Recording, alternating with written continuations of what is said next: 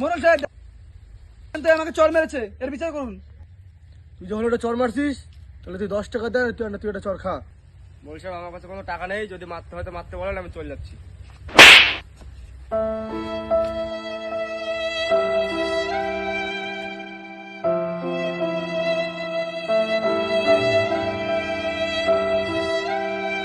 মোরল সাহেব, কিরে কি হলো? এই যে 50 টাকা রাস্তায় কুড়াই পেলাম, এখন হিসাবটা আমি মিটা দিয়ে যাবো।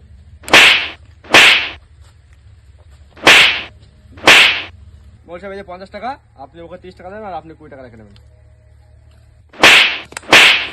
কোটা তুই রাখ, আমার লাগবে না।